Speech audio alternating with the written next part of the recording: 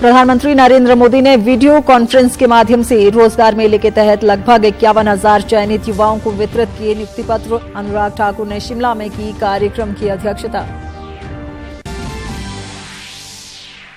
केंद्रीय मंत्री अनुराग सिंह ठाकुर ने कहा, नारी शक्ति वंदन विधेयक पारित होने से देश की महिलाओं का बढ़ा सम्मान। प्रदेश कांग्रेस से मांगा जवाब। आपदा के समय राज्य सरकार ने कितना पैसा किया खर्च। राज्यपाल शिव प्रताप शुक्ल ने किन्नौर जिले में वाइब्रेंट विलेज कार्यक्रम के तहत नाको व लियो का किया दौरा। कहा, वाइब्रेंट विलेज के कार्य से बढ़ेगी विकास की रफ्तार।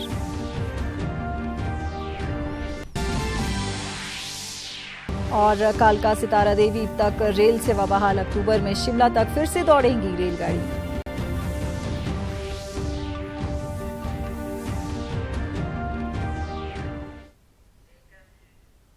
नमस्कार, प्रादेशिक समाचार बुलेटिन में आपका स्वागत है। मैं प्रियंका गौतम और समाचार विस्तार से। प्रधानमंत्री नरेंद्र मोदी ने आज वीडियो कॉन्फ्रेंस के माध्यम से रोजगार मेले के तहत लगभग 51,000 चयनित युवाओं को नियुक्ति पत्र वितरित किए और इस अवसर पर प्रधानमंत्री ने कहा कि रोजगार मेला युवाओं को सशक्त बनाने और देश के विकास में उनकी सक्रिय भागीदारी के लिए सरकार के समर्पित प्रयासों का एक रूप है। आज नियुक्ति पत्र प्राप्त करने वाले सभी नवनियुक्त कर्मियों को बधाई देते हुए प्रधानमंत्री ने कामना की कि उनकी सेवाओं के संकल्प से देश के लक्ष्यों की प्राप्ति होगी। प्रधानमंत्री ने कहा कि आज कई महिला कर्मियों को भी नियुक्ति पत्र मिला है। उन्होंने कहा कि आज देश की बेटियां अंतरिक्ष से लेकर खेल के क्षेत्र में कीर्तिमान बना रही है। उन्होंने कहा कि महिलाएं हमेशा एक नई ऊर्जा के साथ कई क्षेत्रों में बदलाव लाती आई हैं। कुछ दिन पहले ही देश की आधी आबादी को नारी शक्ति वंदन अधिनियम के रूप में बहुत बड़ी ताकत मिली है। नरेंद्र मोदी ने कहा कि महिला आरक्षण विधेयक पिछले 30 वर्षों से लंबित था। अब दोनों सदनों द्वारा इसे रिकॉर्ड मतों से पारित कर दिया गया है। यह निर्णय देश की नई संसद के पहले सत्र में लिया गया और एक तरह से नई संसद में देश के नए भविष्य की शुरुआत है। प्रधानमंत्री ने कहा कि आज देश ऐतिहासिक उपलब्धियों और फैसलों का गवाह बन रहा है। नई ऊर्जा के साथ हर क्षेत्र में बदलाव किया है। हमारी आधी आबादी के लिए सरकार का सुशासन और बेहतर हो, इसके लिए आपको नए आइडियाज पर काम करना चाहिए। साथियों, आज 21वीं सदी के भारत की आकांक्षा है बहुत ऊंची है। हमारे समाज की सरकार से अपेक्षाएं बहुत ज्यादा है। आप खुद देख रहे हैं कि नया भारत आज क्या कमाल कर रहा है। ये वो भारत है जिसने कुछ दिनों पहले चंद्रमा पर अपना तिरंगा लहराया है।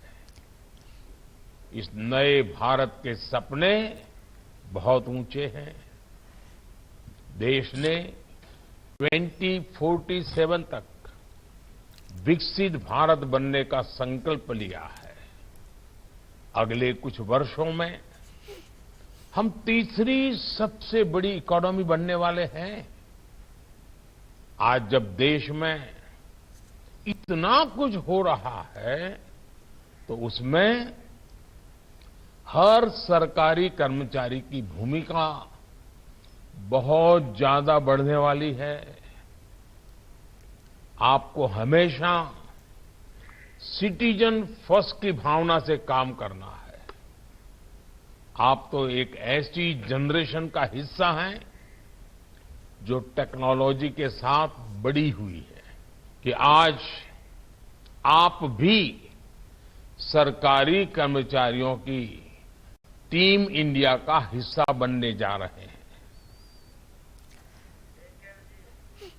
इधर प्रदेश में रोजगार मेले को लेकर एक कार्यक्रम का आयोजन राजधानी शिमला के गेटी थिएटर में किया गया। समारोह में केंद्रीय सूचना व प्रसारण मंत्री अनुराग सिंह ठाकुर मुख्य अतिथि के रूप में मौजूद रहे। उन्होंने इस मौके पर 110 नवनियुक्त कर्मियों को रोजगार नियुक्ति पत्र प्रदान किए। केंद्रीय मंत्री अनुराग सिंह ठाकुर ने कहा कि केंद्र सरकार देश के युवाओं को रोजगार देने के लिए प्रतिबद्ध है और एक साल में 10 लाख युवाओं को नौकरी देने का लक्ष्य रखा गया है। उन्होंने इसी के तहत आज देश भर में 51,000 युवाओं को सरकारी नौकरी के नियुक्ति पत्र आवंटित किए हैं। अनुराग ठाकुर ने कहा कि प्रधानमंत्री नरेंद्र मोदी के नेतृत्व में देश तेजी से आगे बढ़ रहा है और केंद्र की पारदर्शी सरकार ने भ्रष्टाचार से मुक्ति दिलाई है। इस मौके पर केंद्रीय मंत्री ने नौकरी पाने वाले युवाओं से समाज में बदलाव के लिए काम करने का आह्वान भी किया। अब आप क्या प्रयास करने वाले उन समस्याओं के समाधान के लिए, वो बहुत इंपॉर्टेंट है। और ये केवल एक बार नियुक्ति पत्र मिल गया, हमें कुर्सी मिल गई, हम जाकर बैठ गए, उससे काम चलने वाला नहीं है। The way technology is changing with each passing day, on one hand, it gives you a lot of opportunities to do well, bring in more transparency and accountability into the system, so that the end user gets the benefit. On the other hand, it creates challenges also, because you have to continuously keep learning from time to time. अब जिन लोगों ने आज से 10 साल पहले नौकरी पाई होगी या 15 साल पहले पाई होगी, उनको क्या पता था कि इतना टेक्नोलॉजी का इंटरवेंशन होगा कि कल तक जो रजिस्टरों में साइन करके पैसे देते थे, आज एक बटन दबाकर सीधा खाते में पैसा पहुंच जाता है। खाने वालों का सिस्टम ही खत्म कर दिया मोदी जी ने।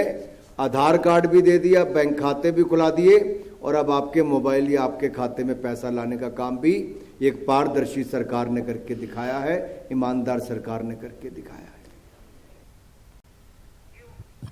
इस बीच रोजगार मेले के दौरान नियुक्ति पत्र लेने वाले युवाओं ने केंद्र की सराहना की। हमारी नियुक्ति केंद्रीय अनुसंधान संस्थान कसौली में प्रयोगशाला सहायक के पद पर हुई है। इस प्रोग्राम में आकर के मंत्री जी के हाथों नियुक्ति पत्र प्राप्त करके हम बहुत ही उत्साहित हुए हैं। मैं सरकारी क्षेत्र में बहुत अच्छे से लगन के साथ काम करूंगा। हमारा संस्थान बेसिकली वैक्सीन के प्रोडक्शन और रिसर्च पे काम करता है, तो हमारा यही रहेगा कि हम अपनी पूरी लगन और मेहनत से इंस्टीट्यूट को आगे बढ़ाएं और देश को आगे बढ़ाएं। मुझे अपने आप में ही एक गर्व महसूस हो रहा है कि मुझे इतनी कि कम उम्र में ही जॉब मिल गई। मैंने रिसेंटली अभी 12th कंप्लीट की है। मुझे बहुत कम उम्र में जॉब लगी है। मैं 20 साल की हूँ और मैं बहुत खुश हूँ इस बात से। बहुत उत्साहित थे आज हम, और जैसे उनके हाथ से हमें आज अपॉइंटमेंट लेटर मिला, तो इससे हमारी और भी ज़्यादा हम इससे ज़्यादा बहुत ज़्यादा मोटिवेटेड होते हैं और बहुत ज़्यादा उत्साहित होते हैं। केंद्रीय सूचना व प्रसारण मंत्री अनुराग सिंह ठाकुर ने कहा है कि नारी शक्ति वंदन अधिनियम केंद्र की मोदी सरकार लेकर आई है और इसे पास करवाकर महिलाओं का सम्मान बढ़ाया है। आज शिमला में पत्रकारों से इस सवाल के जवाब में केंद्रीय मंत्री ने कहा कि संविधान के अनुसार इस विधेयक के पारित होने से महिलाओं को 33% आरक्षण मिलेगा। इस दौरान अनुराग ठाकुर ने कांग्रेस को कई मुद्दों पर भी आड़े हाथ लिया।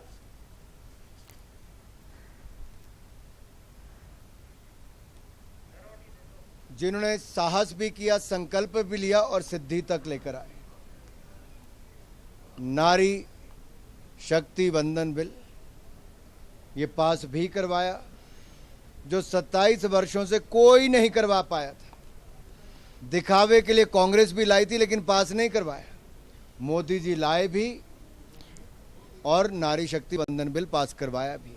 तभी तो कहते हैं मोदी है तो मुमकिन है। ये इसीलिए कि जो भी कार्य हाथ में लिया, धारा 370-35 से हटाई, ट्रिपल तलाक से निजात दिलाई, भारत को दुनिया का 5वां सबसे बड़ी अर्थव्यवस्था बनाई, डिजिटल टेक्नोलॉजी में, डिजिटल पेमेंट्स में भारत को दुनिया में नंबर 1 पर लाए, और अब मेरी मातृशक्ति के लिए, बहनों के लिए, युवा साथियों के लिए संसद से लेकर विधानसभाओं में 33% महिलाओं के लिए आरक्षण देना, ये बहुत कम देश कर पाए जो हमारे भारत ने मोदी जी के नेतृत्व में किया है। हिमाचल में आई आपदा को राष्ट्रीय आपदा घोषित करने के प्रदेश सरकार की विधानसभा में पास किए गए प्रस्ताव पर अनुराग सिंह ठाकुर ने कहा कि केंद्र सरकार ने प्रदेश की हर संभव सहायता की है और करीब 862 करोड़ रुपए की मदद हिमाचल को दी गई है। उन्होंने प्रदेश सरकार से सवाल किया कि इस बात का जवाब दिया जाए कि आपदा में राज्य सरकार ने कितना पैसा खर्च किया है। जितना हमें हिमाचल से प्यार है उतना ही मोदी जी को प्यार है। मोदी जी ने इंतजार किए बिना एक नहीं 4-4 किश्तें मदद की भी पहुंचाई, 862 करोड़ रुपया वहां पर भी दिया। और अगर यूपीए का समय देखेंगे तो कई महीने लग जाता था टीमों को आने के लिए भी। हमने टीमें भी शीघ्र पहुंचाई, फिर मदद करने वाली टीमें भी एनडीआरएफ की हो, एयरफोर्स की हो, वो भी पहुंचाई, हेलीकॉप्टर तक दिए, सब मदद की। और यही नहीं, 12 टुकड़ियां एक बार लगी थी एनडीआरएफ की, 13 एक बार लगी थी, और 5,000 घर पहले, 6,000 घर उसके बाद दे दिए। मनरेगा का पैसा जितना दिया है वो भारत सरकार ने दिया जी। सबको डंगे लगाने से लेकर रास्ते बनाने तक सारा पैसा भारत सरकार का है। क्या ये मदद नहीं है? 2700 करोड़ रुपए ग्रामीण सड़कें बनाने के लिए दिया, क्या ये मदद नहीं है?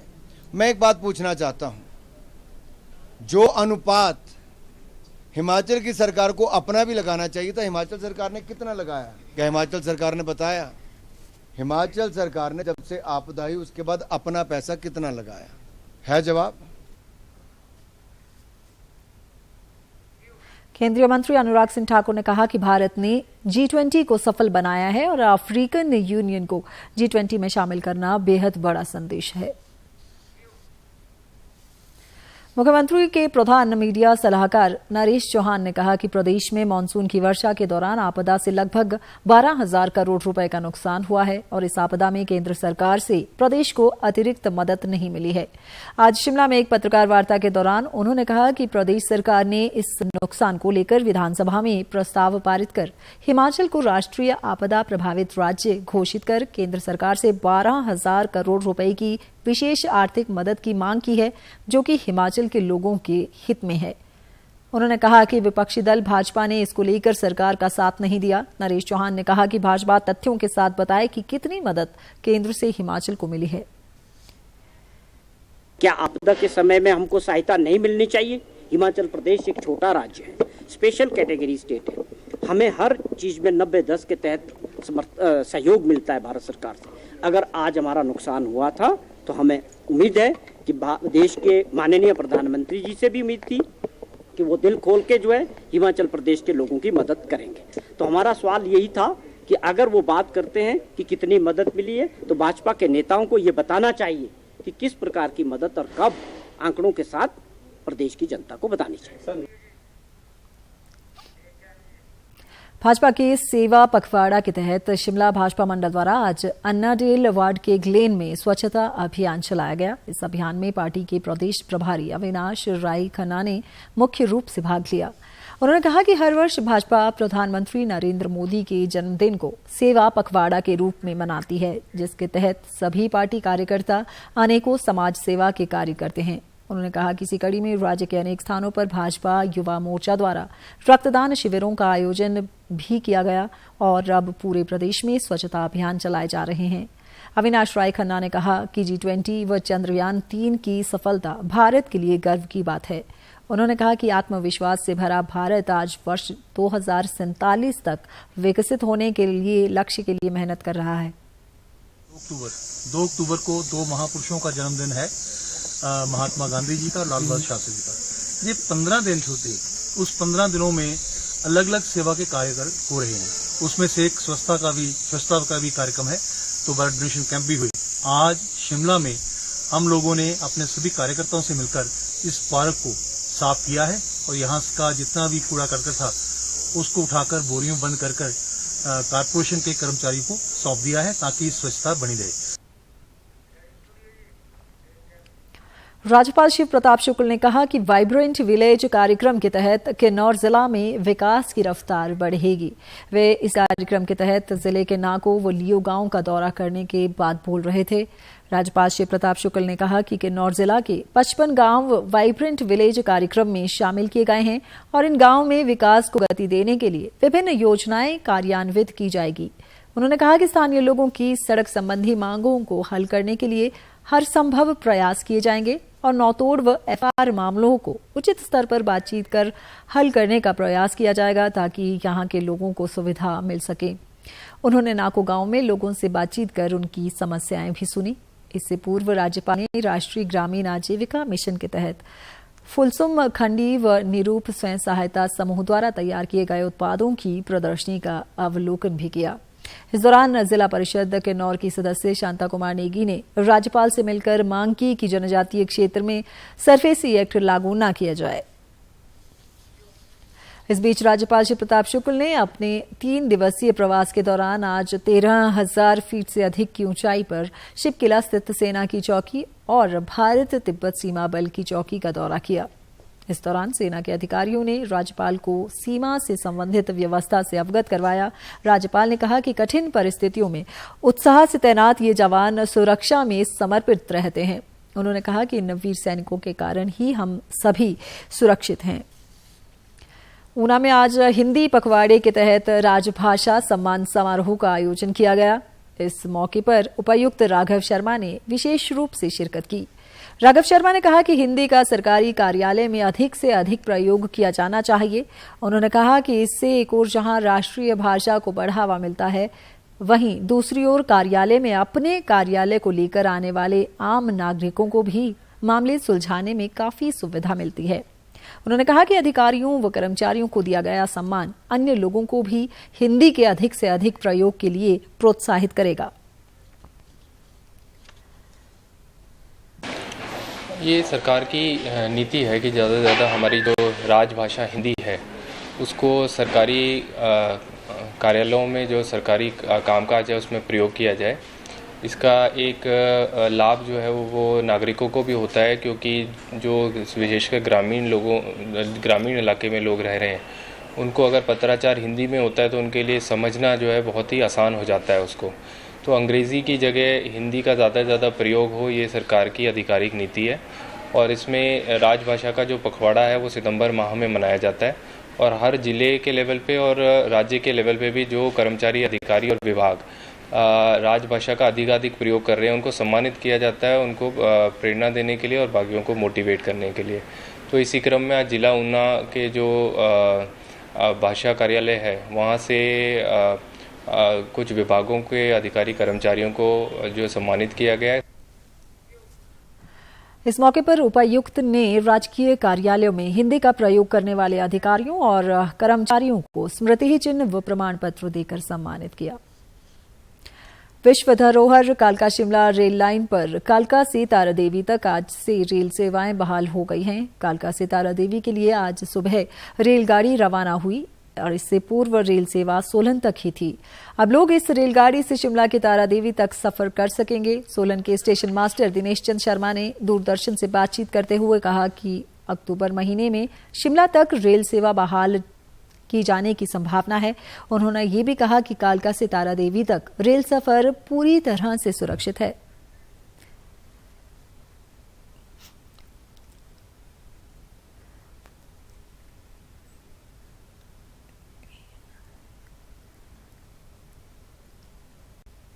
अठहत्तर दिन बाद जो है वो ट्रेन हमारी कालका से तारादेवी तक गई है और तारादेवी से वापसी जाएगी, जिसके टाइमिंग कालका से एक ट्रेन का है मॉर्निंग में 4 बजे और दूसरी ट्रेन चलेगी 12:15 पे। वही ट्रेन वापसी में तारादेवी से चलेगी 11 बजे और लास्ट ट्रेन चलेगी वहाँ से लगभग 6:40 पे। जो हमारे यहाँ अप में गाड़ी जो तारादेवी के लिए गाड़ी गई वो सुबह आती है 6:40 पे और दूसरी गाड़ी आएगी यहाँ पे शाम को 2:35 पे। कालका जाने के लिए ट्रेन हमारी जाएगी 12:55 पे दोपहर में और लास्ट ट्रेन 8:33 पे, उसका टाइम रखा गया है। तो सुरक्षित है, अब कोई ऐसी दिक्कत वाली बात नहीं है। लेकिन अभी तारादेवी तक ही चला हुआ है, आगे अभी काम चला हुआ है, तो शिमला तक गाड़ी शीघ्र ही शुरू हो जाएगी। शिमला कालका रेल सेवा प्रदेश में आई प्राकृतिक आपदा के चलते जुलाई महीने के पहले सप्ताह से बंद हो गई थी। इसे कुछ रोज पूर्व ही सोलन तक बहाल किया गया था। शिमला के समरहिल क्षेत्र में शिव बावड़ी के पास हुई भारी भूस्खलन के कारण रेलवे ट्रैक को भारी नुकसान पहुंचा है और इसी कारण इस मार्ग पर शिमला तक रेल सेवाएं बंद हैं। क्षतिग्रस्त रेल लाइन को जोड़ने के लिए शिव बावड़ी के पास नए पुल का निर्माण किया जा रहा है। ऐसे में शिमला तक रेल सेवा बहाल करने में अभी समय लगेगा। वामन द्वादशी मेले पर आज ऐतिहासिक शहर नाहन में भगवान वामन जी की शोभा यात्रा निकाली गई। इस शोभा यात्रा में स्थानीय विधायक अजय सोलंकी सहित स्थानीय लोगों ने शिरकत की। प्राचीन परंपरा के अनुसार नाहन शहर के प्राचीन मंदिरों से देव पालकियां निकलती है, जो जगन्नाथ मंदिर से निकलती है और बाद में सभी पालकियां परिक्रमा करते हुए ऐतिहासिक पक्का तालाब परिसर में इकट्ठी हो जाती हैं, जहां लोग सभी देवी देवताओं के दर्शन करते हैं। इस मौके पर अजय सोलंकी ने शहर वासियों को बधाई देते हुए कहा कि आने वाले समय में इस मेले के स्वरूप को और बढ़ाया जाएगा। आज वामन द्वादशी का जो मेला जो है बड़े हर्षोल्लास के साथ हर वर्ष की भांति जो है नाहन में भी मनाया जा रहा है। और आज वामन द्वादशी के मेले के उपलक्ष्य पे जो आज यहाँ जितने भी सभी मंदिर पालने आए हैं वो यहाँ पर एकत्र होंगे, उनको उसके बाद यहाँ से रवाना होंगे और मेला स्थल तक पहुँचेंगे। और आज के इस पावन अवसर पर मैं सभी नाहन वासियों को और जिला वासियों को वामन द्वादशी मेले की शुभकामनाएं देना चाहता हूं और वामन भगवान से कामना करता हूं कि हमारे क्षेत्र में खुशहाली हो, भाईचारा हो और हमारे क्षेत्र खूब तरक्की करे। धर्मशाला में होने वाले आईसीसी वनडे क्रिकेट विश्व कप के 5 मैचों के सफल आयोजन को लेकर एचपीसीए की एक टीम ने आज इंद्रू नाग देवता के मंदिर में पूजा अर्चना की और वर्षा न होने की मन्नत मांगी। ऐसा माना जाता है कि धर्मशाला में किसी भी बड़े आयोजन से पहले भगवान इंद्रू नाग देवता की पूजा अर्चना कर उनका आशीर्वाद लिया जाता है ताकि ये आयोजन सफलतापूर्वक पूरा हो सके। एचपीसीए के निदेशक संजय शर्मा ने कहा कि प्रदेश के लिए ये बड़े सौभाग्य की बात है कि अंतर्राष्ट्रीय क्रिकेट काउंसिल द्वारा धर्मशाला को विश्व कप के 5 मैचों की मेजबानी सौंपी गई है। उन्होंने कहा कि इसी को लेकर एचपीसीए के पदाधिकारियों ने आज मैचों के सफल आयोजनों के उद्देश्य से भगवान इंद्रू नाग देवता की पूजा अर्चना की। संजय शर्मा ने कहा कि पूजा के माध्यम से इंद्रू नाग देवता को निमंत्रण गया है कि ये मैच बिना बारिश के सफलतापूर्वक संपन्न हो।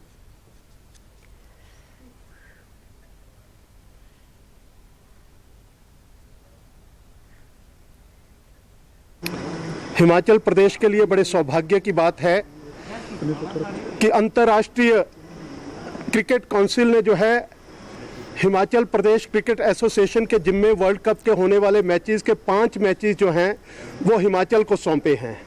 इसी के चलते जो है वो धर्मशाला को पूरा वातावरण जो है वो क्रिकेटमय बने और इन मैचों के अंदर जो है वो किसी भी तरह का व्यवधान ना हो, कोई रुकावट ना आए। इसलिए जो है हम हमेशा की तरह पहले भी जिस तरह हम आते हैं किसी भी आयोजन से पहले हिमाचल प्रदेश क्रिकेट संघ जो है वो इंद्रूनाग भगवान के दरबार में आकर के हम पूजा अर्चना करते हैं, आशीर्वाद लेते हैं और देवता को हम निमंत्रण देते हैं कि आप शांत होकर के जो है वो इस सारे हमारे जो आयोजन है इनको दूर से देखें और किसी भी तरह का व्यवधान जो है वो इसमें ना आए, इसका आशीर्वाद भी जो है वो हमें दे। इसी कड़ी में जो है वो आज हमने यहाँ आकर के सभी हिमाचल प्रदेश क्रिकेट संघ के पदाधिकारियों ने यहाँ पे पूजा अर्चना की है और भगवान इंद्रू नाग का आशीर्वाद जो है वो हमने सफल आयोजन के लिए लिया है। कुल्लू जिला में क्रैशर बंद होने के चलते पंचायतों में विकास कार्य ठप हो गए हैं। इसी समस्या के चलते भुंतर विकासखंड प्रधान संघ के अध्यक्ष देवेंद्र शर्मा की अगुवाई में उपायुक्त के माध्यम से मुख्यमंत्री को ज्ञापन भेजकर जल्द क्रैशर को बहाल करने की मांग की गई। देवेंद्र शर्मा ने कहा कि पिछले 2 सप्ताह से क्रैशर बंद होने के कारण पंचायत में रेत व बजरी की सप्लाई नहीं पहुंच रही है, जिसके चलते विकास कार्य प्रभावित हो गए हैं और आम जनता को भी दिक्कतों का सामना करना पड़ रहा है। देवेंद्र शर्मा ने कहा कि जिले में ज्यादातर क्रैशर निजी भूमि पर लीज पर चल रहे हैं और सरकार को ये क्रैशर बहाल करने चाहिए, जबकि अवैध तरीके से चल रहे क्रैशरों को बंद किया जाना चाहिए।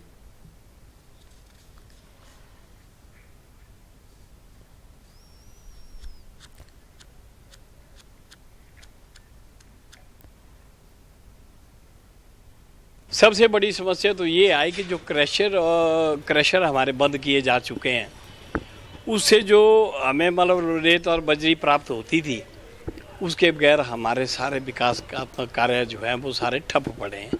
पंचायतें बिल्कुल बंद हैं, आज विकास कार्य कोई हो ही नहीं रहे हैं।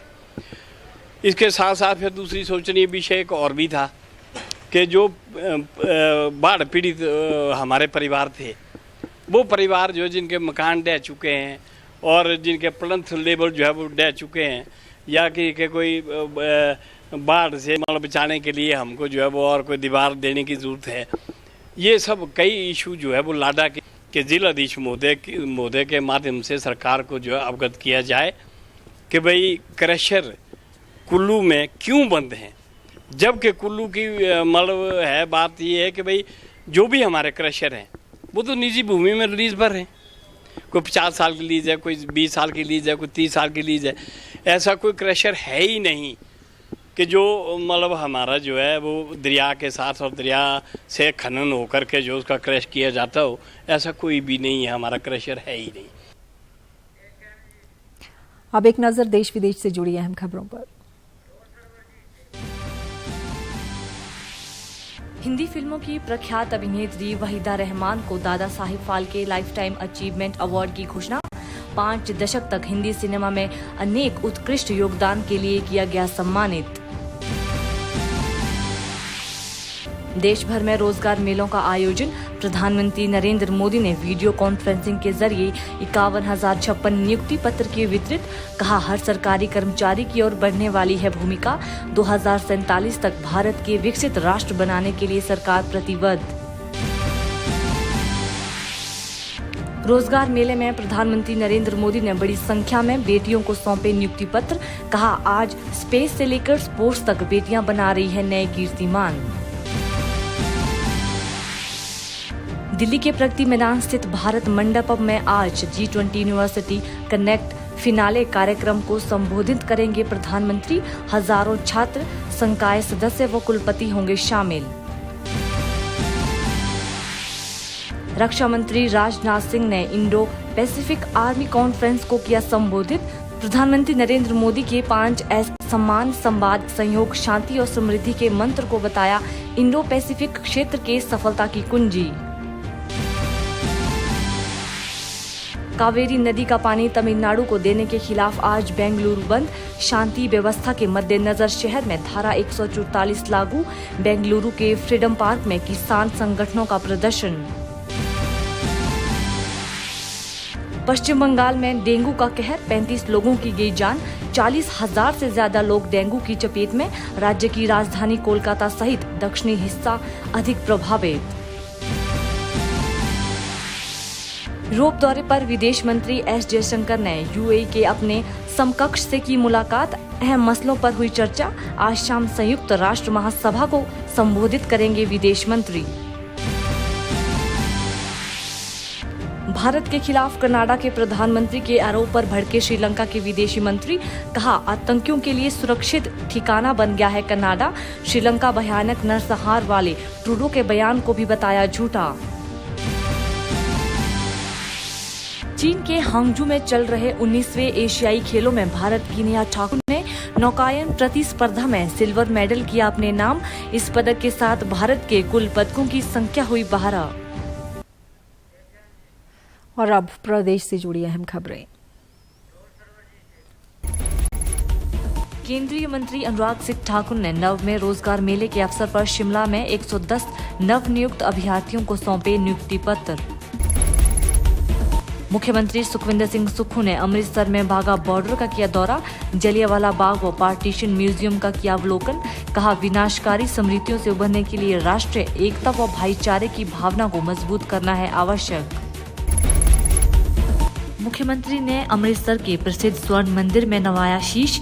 कहा, गुरुओं की शिक्षाओं की प्रासंगिकता आज पहले से भी है कहीं अधिक। श्रोमणी गुरुद्वारा प्रबंधन समिति ने मुख्यमंत्री को भेंट की पुस्तकें व स्वर्ण मंदिर की प्रतिकृति। सोलन में चिट्टा तस्करी में शामिल 2 बड़े गिरोह का भांडाफोड़। पुलिस ने 16 आरोपी किए गिरफ्तार। एसपी सोलन गौरव सिंह ने बताया, प्रदेश के 200 से अधिक युवाओं के संपर्क में थे आरोपी। ऊना में मोटे अनाज के विभिन्न प्रकार के उत्पाद बना रही महिला स्वयं सहायता समूह। उपायुक्त से उत्पादों की बिक्री हेतु मांगा स्थान। ऊना के लोअर बसाल में 28 वर्षीय प्रवासी विवाहिता की हत्या। कमरे में महिला का मिला शव, जांच में जुटी पुलिस। किन्नौर के सीमावर्ती क्षेत्रों में रह रहे लोगों ने राज्यपाल के समक्ष उठाया सरफेसी एक्ट के दुरुपयोग का मामला। कहा, गैर जनजातियों द्वारा प्रदेश के जनजातीय क्षेत्रों में हड़पी जा रही भूमि। धर्मशाला में आईसीसी वनडे क्रिकेट विश्व कप के 5 मैचों के सफल आयोजन के लिए HPCA ने की इंद्रुनाग देवता की पूजा अर्चना। ऊना के उपायुक्त कार्यालय में राजभाषा सम्मान समारोह आयोजित। राजकीय कार्यों में हिंदी का प्रयोग करने वाले सम्मानित। इसी के साथ ये समाचार बुलेटिन समाप्त हुआ। नमस्कार।